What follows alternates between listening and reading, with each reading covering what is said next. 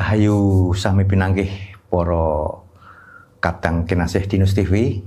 Ini cerita tentang seorang putri raja dari Sunda tapi tidak mau bersuamikan orang Sunda. Bagaimana ceritanya? Kisah ini nyata atau sekedar karya sastra? Mari kita simak bersama. Tersebutlah nama Dyah Pitaloka Citraresmi atau Citra Rasmi yang hidup di tahun 1340 hingga 1357, adalah seorang putri kerajaan Sunda Galuh. Menurut para raton, ia dijodohkan dengan Hayam Wuruk, Raja Majapahit yang sangat berhasrat untuk menjadikannya sebagai permaisuri. Akan tetapi dalam tragedi perang Bubat, putri raja Sunda ini bunuh diri setelah mendapati ayahnya Prabu Maharaja dan semua pengiring rombongan tewas. Tradisi menyebutkan Dyah Pitaloka sebagai gadis yang sangat cantik jelita. Hayam Wuruk, Raja Majapahit, dan dengan didasari alasan politik ingin menjadikan Putri Citra Rasmi atau Pitaloka sebagai istrinya. Ia adalah anak perempuan dari Prabu Maharaja Linggabuana dari Kerajaan Sunda. Pada referensi lain, yakni kitab Pararaton menyebut Bre Prabu Ayun ing putri ring Sunda patih madu ingutus angundangeng wong Sunda. Ahidep wong Sunda yan awawarak ngana, yang menyatakan bahwa saat itu Hayam Wuruk mengutus Patih Madu untuk menjadi mak comblang dari Majapahit, datang ke kerajaan Sunda untuk menjodohkan dan melamar Tuan Putri Sunda dalam suatu pernikahan kerajaan. Adapun pada sisi lain, menurut beberapa sumber lain yaitu Wim van Zaten, seorang antropologis dari Universitas Leiden Belanda, dalam The Poetry of Tembang Sunda, dan J. Nordwin dalam Bujangga Manik Journeys Drop Java, Topographical Data from an Old Sundanese Sources, menyatakan saat itu wilayah Jawa dipandang memiliki budaya dan lembaga pendidikan agama yang lebih tinggi oleh masyarakat Sunda, sehingga banyak masyarakat Sunda belajar ke Jawa dan mengadopsi beberapa aspek budaya Jawa. Dengan kondisi tersebut sehingga menjadikan putri Sunda ingin menikah dengan Raja Jawa sebagaimana diungkapkan dalam cerita Parahyangan, yakni urang rea sangkan nu angkat ke Jawa mumul nu lakian di Sunda, yang terjemahnya adalah awalnya mereka pergi ke Jawa sebab putri tidak mau bersuami orang Sunda. Berbesar hati serta melihat perjodohan ini sebagai peluang untuk mengikat persekutuan dengan kerajaan Majapahit yang besar dan jaya, Raja Sunda dengan sukacita memberikan restunya dan ikut pergi mengantarkan putrinya ke Majapahit untuk dinikahkan dengan Hayam Wuruk. Pada tahun 1357, rombongan kerajaan Sunda tiba di Majapahit setelah melayari Laut Jawa. Rombongan kerajaan Sunda mendirikan pesanggeran di lapangan Bubat di bagian utara Trowulan, ibu kota Majapahit.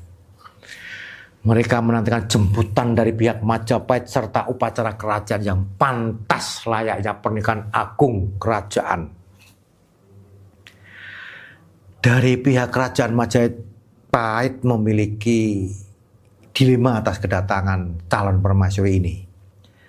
Menurut catatan dari Pustaka Raja-Raja yang berasal dari Cirebon dan merupakan bagian dari naskah Wangsakerta yang tersimpan di Museum Sejarah Sunda Sri Baduga di Bandung, kakak Hayam Wuruk yaitu Raden Wijaya, penerus tahta kerajaan Sunda ke-26, adalah putra dari Rakyan Jayadharma yang menikahi dengan Dyah Lembutal. di mana rakyat Jayadharma yang tewas diracun akibat perebutan kekuasaan merupakan putra mahkota kerajaan Sunda dari Prabu Guru Darmaseksa, sehingga Hayam Wuruk dianggap masih memiliki kekerabatan dengan calon permaisuri. Hal ini menjadikan Gajah Mada menyampaikan kepada rombongan kerajaan Sunda bahwa perkawinan antara Hayam Wuruk dan Dyah Pitaloka tidak dapat dilaksanakan. Merasa dipermalukan, rombongan kerajaan Sunda pada akhirnya memilih berperang dengan Majapahit demi menjaga kehormatan. Sedangkan pada bagian lain, menurut seorang arkeolog Indonesia bernama Agus Aris Munandar yang menafsirkan dari kitab Panji Anggreni 1801 menyatakan bahwa ayahanda Hayam Wuruk yang bernama Kertawardhana, suami dari Tribhuwana Tunggadewi, berkeberatan dengan pernikahan tersebut. Terlebih Hayam Wuruk telah dijodohkan dengan Indu Dewi, anak Raja Dewi Maharajasa yang berkedudukan di Daha Kediri. Sehingga Kertawardhana memerintahkan Gajah Mada untuk membatalkan pernikahan tersebut. Selain kedua hal tersebut di atas, sebuah informasi yang masih dipelajari sumbernya menyatakan bahwa Majapahit Mahapatih Gajah Mada memandang peristiwa ini sebagai kesempatan untuk menaklukkan Sunda di bawah kemaharajaan Majapahit dan bersikeras bahwa sang putri dipersembahkan untuk Raja Majapahit. Sebagai tanda takluk kerajaan Sunda di bawah kekuasaan Majapahit, Raja Sunda Ahmad Murka dan memilih melawan Majapahit demi menjaga kehormatan. Akibat ketegangan ini terjadi pertempuran antara rombongan kerajaan Sunda melawan tentara Majapahit. Rombongan kerajaan Sunda berniat untuk bela pati, melakukan puputan demi membela kehormatan mereka di lapangan Bubat. Meskipun memberikan perlawanan dengan gagah berani, rombongan kerajaan Sunda kewalahan dan akhirnya gugur dalam kepungan tentara Majapahit. Hampir seluruh rombongan kerajaan Sunda tewas dalam tragedi ini. Tradisi dan kisah-kisah lokal menyebutkan bahwa dalam kesedihan dan hati yang remuk redam, sang putri melakukan bunuh diri untuk membela kehormatan dan harga diri negaranya. Menurut tradisi, kematian Dyah Pitaloka diratapi oleh Hayam Wuruk serta segenap rakyat kerajaan Sunda yang kehilangan sebagian besar keluarga kerajaannya. Oleh masyarakat Sunda, kematian sang putri dan Raja Sunda dihormati dan dipandang sebagai suatu keberanian dan tindakan mulia untuk membela kehormatan bangsa dan negaranya. Ayah sang putri Prabu Maharaja Linggabwana disanjung dan dihormati oleh masyarakat Sunda dengan gelar Prabu Wangi. Bahasa Sunda, raja yang memiliki nama yang harum karena tindakan heroiknya membela kehormatan negaranya melawan Majapahit. Keturunannya raja-raja Sunda yang kemudian diberi gelar Siliwangi dari kata silih wangi, dalam bahasa Sunda berarti penerus Prabu Wangi. Tradisi ini sangat merusak hubungan antara kedua kerajaan ini yang berakibat permusuhan hingga bertahun-tahun kemudian. Hubungan kedua negara ini tidak pernah pulih kembali seperti sedia kala.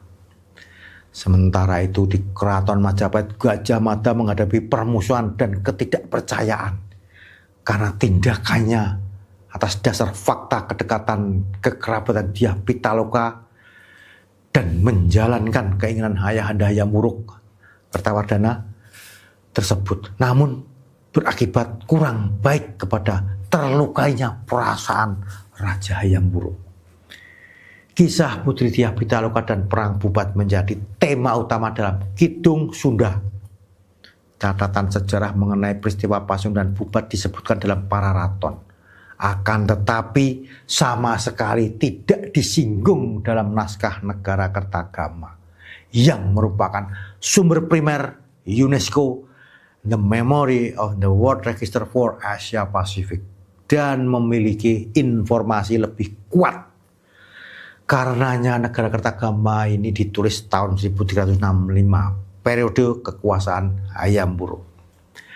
Menurut beberapa sejarawan termasuk Aminuddin Kusti menyebut bahwa Kidung Sunda digunakan sebagai sumber sejarah sekunder ataupun tersiar. Karena berbagai fakta sejarah di dalamnya tidak sesuai dengan sumber-sumber lain yang lebih kredibel seperti prasasti. Di samping melihat periode penulisan Kidung Sunda pada abad ke-19 yang merupakan masa munculnya beberapa karya sastra kontroversial. Demikian yang bisa saya ceritakan. Terima kasih. Semoga bermanfaat walau tak sependapat. Rahayu berkah Gusti.